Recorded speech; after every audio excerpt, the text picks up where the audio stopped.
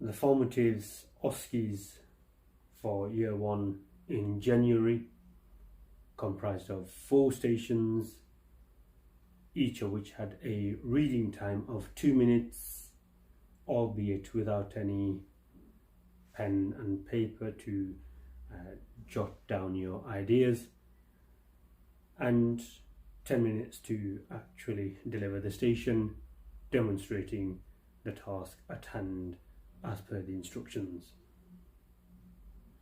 I'm going to give you my take on the 4 stations, how I approach these. There is no right or wrong way in doing so. This is just based on my background experience and what is nothing but my opinion and perhaps how I approach them. So the first one was the straightforward cardiovascular examination. Usual business here: go in, self-introduction, confirm patient details, sanitize your hands and the stethoscope, explain the procedure, consent, chaperone, removal of the upper garment, check the patient well-being, start with the end-of-bed examination and conduct the examination. The key things here in the examination were to make sure that you speak through how it is that you arrive at the points of auscultation for the valves, i.e. the mitral, tricuspid, aortic and pulmonary, going from the suprasternal notch down to the angular buoy, etc., etc. Followed by then the special maneuvers. Remember the breathe in, breathe out and hold, the exhalation, and the breathe in and hold inhalation. The next technical bit on this one was when you then ask the patient to lean forward to listen to the base of the lungs and check for cerebral edema. When you did that, you were expected to do a quick inspection of the back. So start with the observation, check for any obvious deformities or surgical scars, etc. And of course, finish the examination by checking for pedal edema as well as any atrophic changes of the lower extremities. For this, of course, you had to ask the patient to remove their socks. If you didn't, don't forget, that is very, very important to do.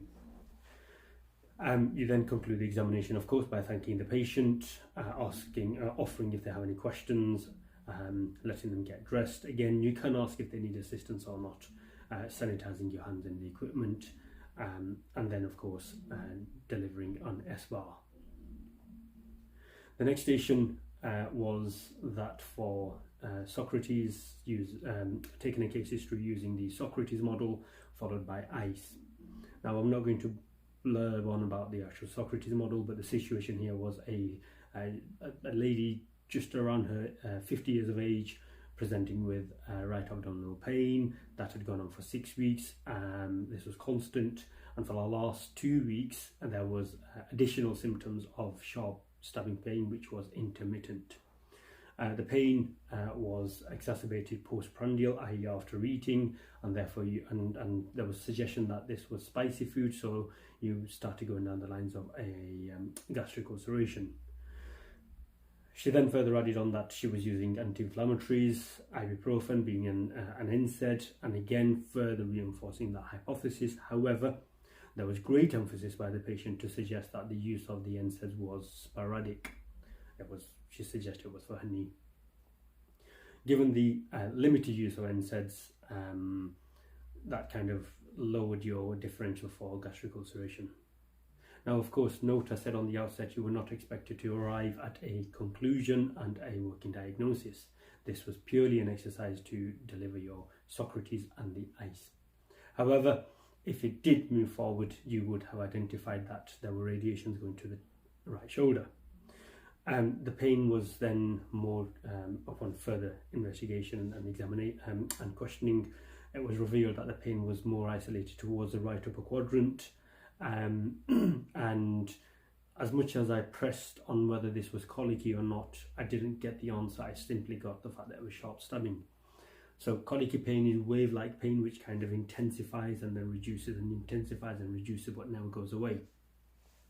So one could argue this was perhaps colicky in view of the fact that the constant ache was always there. questioning around the food, I asked if greasy foods made it worse, but there was no real answer to that. It was a very weak response. And I then, on the back of the radiation going to the right shoulder, I drew a conclusion that this is perhaps cholecystitis. So cholecystitis is inflammation of the gallbladder. And the colicky pain, the wave-like pain, is because, and this is the explanation as to colicky pain, it's because the wall of the gallbladder, which contains the muscularis component, similar to the wall of the stomach, and this is the difference between these two walls as compared to the rest of the GI tract. Both of them contain a muscularis wall. The muscular component allows for contraction, and what the gallbladder is doing periodically is it's contracting to eject the gallstones that may have developed in the stone through the cystic duct. Formation of gallstone is cholelithiasis, whereas inflammation of the gallbladder is cholecystitis. Now, inflammation, let's just appreciate the gallbladder sits just inferior to the liver in the quadrate lobe. Remember, you've got the right, left lobe, as well as the caudate and the quadrate lobes, and it is subdiaphragmatic. Now, the diaphragm is innervated by the phrenic nerve coming out of the C3, 4, and 5. You've got the right and the left, hence the right hemidiaphragm and the left hemidiaphragm innervated by each of the two nerves relatively and respectively. The inflammation of the gallbladder will cause irritation to the phrenic nerve, and so because we said the phrenic nerve comes out of C3, 4, 5, this part of the shoulder blade, or this part of the shoulder, sorry, is the C5 dermatome. The brain is unable to differentiate between the C5 dermatome here and the C5 nerve root here, and therefore this leads to referred pain. So cholecystitis will lead to what we in the textbooks refer to as tip of the right shoulder. So pain in the tip of the right shoulder is referred pain in the context of cholecystitis. The colic in nature is because of the periodic contraction of the wall of the gallbladder trying to eject the gallstone, that is. And that was that, really. And then, of course, you had to do the IC, ideas, concerns and expectations. And then you just deliver to the examiner. The next station in line was observations. So go and deliver observations or perform observations on a patient. This was fairly straightforward, except the key here is that when you're doing observations, you had to start. So the way I started, again, introduction, the usual business, hand sanitization, explain what you're about to do. But because there are various components, I actually asked the patient whether she was familiar with the certain aspects of it. So the pulse oximeter is what I started with, and the reason I started with that is because you have to allow the pulse oximeter to adjust, and you have to leave it there before taking a reading for a little while. So being a little bit tactical about this, I decided to ask the patient if she had any pain, and she says no. Check that she had no nail polish, and I just vocalized, yeah, you have no nail polish on your fingers, and that way the examiner is listening to what you just thought and seen. So you vocalize that little aspect to get your mark. Ask the patient, are you familiar with this? No, I'm not. She says, so this is a pulse oximeter. It's going to help me to determine how much oxygen is being carried around your blood. I'm just going to place it on the probe of your finger over here, and we're just going to let it rest, and I'll take the reading. Would that be okay with you? And there you are. And then you get the informed consent where the patient will bring out their finger to you. I left that then, and then I said to the patient, I'm going to now check your pulse, and I will, again, the radial pulse it is, and I measured that. And I measured it for a whole minute, and I made sure the examiner was watching, and indeed the examiner was actually watching to make sure that you did this for a whole minute.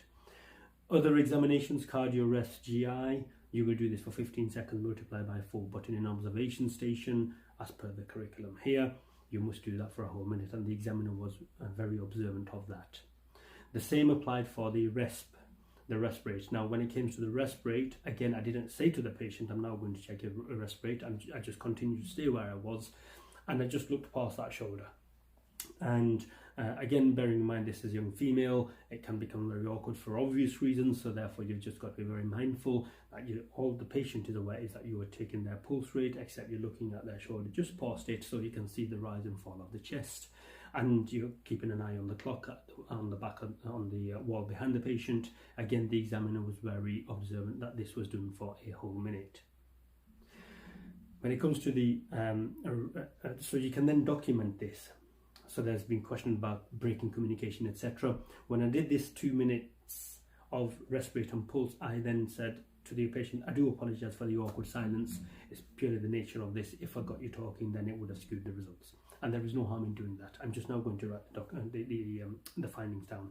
And you just write them down very quickly on the chart. Or you can do it on a piece of paper if you want, and then relay that onto the chart later. But no, there is no issues with you writing down these observations as you go along. It's what's done in practice. Nobody is expected to remember all these and then by chance write the incorrect number, particularly under the circumstances of pressures and nerves, get it wrong and then end up informing incorrect management for the patient. So no, you can document as you go along. I then took the pulse oximeter, took the reading from that, documented that on the chart, and then I finished off by the temperature probe. Again, I asked the patient if she was familiar with it. No, she wasn't. Sanitized the probe, got the little clip on without touching it, of course, switched it on, explained to the patient, I'm going to insert the probe into your ear, maybe a little bit uncomfortable. If it's too much, please do say. Do you have a preference to the ear? No, I don't. Any ear pain or infections? No, I don't. Okay, have a quick look, no infection. And then you pull the ear, the auricle, the pin out of the ear, backwards and upwards. It's imperative you do it backwards and upwards because that's what gives you access to the external auditory meatus, i.e. the ear canal. And in doing so, then you place the probe in and press the button and you hold it in position. Now, when you push the probe in, you don't hold the probe and just push it in like that because you've no control as to how far it's going in. What you can do is you can rest your little finger on the actual cheekbone here and then hold the probe in that position, and that way you're not pressing too far into the ear. It's how we do perform otoscopy, of course, holding the otoscope in a particular fashion, which we'll learn in another video. And you will hold it down till it gives it a little bleep, and then you'll take the reading and you'll dispose of the cap immediately directly into the waste bin, and then you document the findings.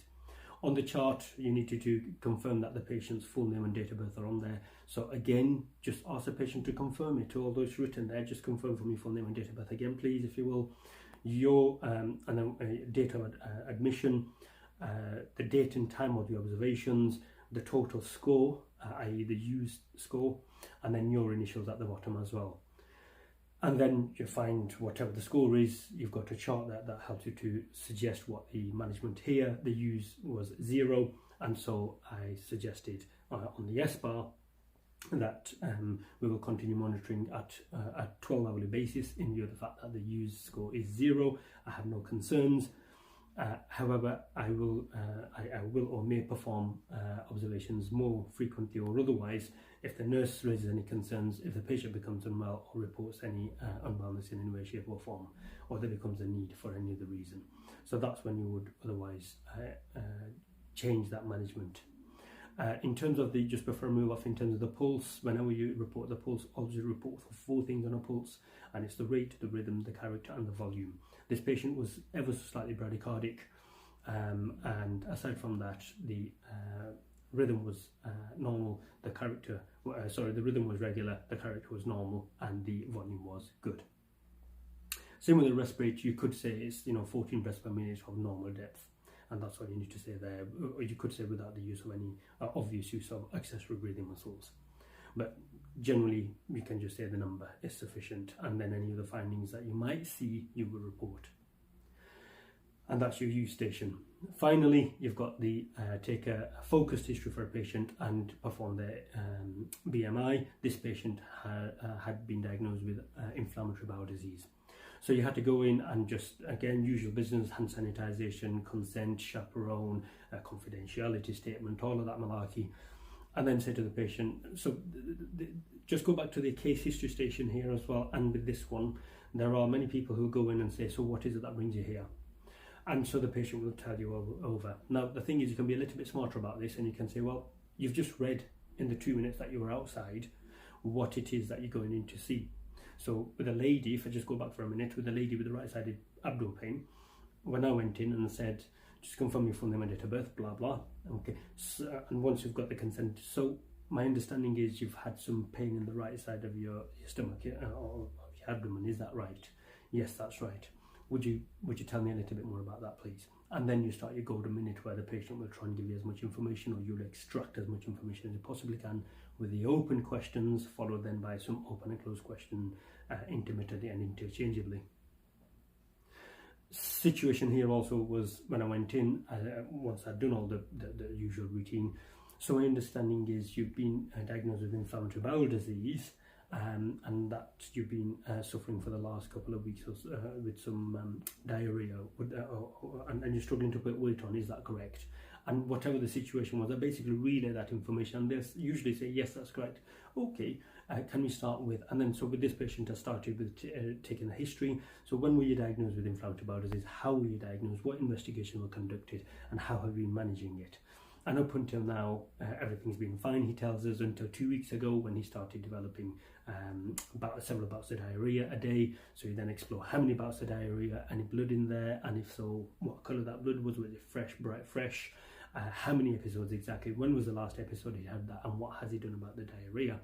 And all these questions, obviously, it came back and they yielded information, which basically suggested 8 bouts of diarrhea a day. He's had a few occasions where he's had fresh blood, nothing untoward, and the last was some 3-4 days ago. He's been taking Imodium over the counter. Now, Imodium is loperamide hydrochloride, and from your pharmacology lectures, you'll appreciate loperamide hydrochloride is a mu opioid agonist, and so what it does is it reduces the peristaltic motion, thus reducing the symptoms of diarrhea. He was using these sporadically. Again, you ask how often you've been using them and the Imodium, etc., and he'll give you the information that is. And then long and short is, so the situation with him was he was struggling to put weight on. And so the question here was, so why are you trying to put weight on? Because he then expressed that he's been going to some groups and that they are saying that you should put weight on, and he doesn't want the surgery. What surgery? Stoma, because his mother had the same thing. Okay, now I get it. You're struggling to put weight on, you want to put weight on because if you end up having surgery, you're going to lose weight. I now hear you. So therefore you can explore some of the ice here as well. What are your ideas, what are your concerns, what are your expectations? Now, the thing is, I then moved on to say, okay, I get that. So what have you been doing about the weight side of things? I've been eating, but anything I eat comes out. What are your eating habits? What's your diet? Is it balanced? Is it a mix of things? Have you got plenty of hydration in there so that you're not becoming dehydrated? And all of that came back fine. I explored a little bit about his social history, but everything was very kind of no. So you then move on quickly and say, okay, they're not interested in that side of things. I then said to him, so let's just, to inform your weight side of things, the management side of things, I think what I'd like to do is just perhaps check your body mass index. In order to do that, I need to check your height and weight. So if you'd be kind enough to remove your shoes and your outer coat. Did that, got the chart up, and then I held up the chart to him and I said to him, okay, so I calculated it and he was obese, he was in the deep red. I explained to him where we should be. This is the social demographics as per NICE guidelines, and for each individual based on their height and weight. You should be in the green section here, which is healthy. If you're under that, then you're underweight. If you're above that in the red, then you're overweight. But if you're aside from the overweight, if you're then in the deep red, then you're obese, and unfortunately you fall in the deep red category. So if anything, as per the demographics, you're actually obese, and on the contrary to you gaining weight, you're probably going to benefit from losing weight. Now they wanted you to definitively relay that information to the patient without beating around the bush. So if the patient is obese, you must say and tell them that they are obese. There is no beating around the bush on that one. So I explained that to the patient, and I said there are many other issues with being obese, of course, aside from the said issues. They are beyond the remit of this station today, but we can always have that conversation another time. I'm going to relay this information to my medical team, my seniors, my supervisors, and we'll inform the management plan. But I would like to think what we're probably going to do is put you in touch with our dietitian or nutritionist, and they can perhaps give you some advice, both around dietary changes or behaviours, as well as some physical lifestyle, and if it's needed, then we'll do other referrals as well. And with that, I concluded the station. And there you have it, the 4 stations that were back to back. There was no break station here, of course. This was my take on it. This is not official per se as per the uni teaching team or anything, but it's purely on the back of my experience from the past and from where I am. Thank you for watching.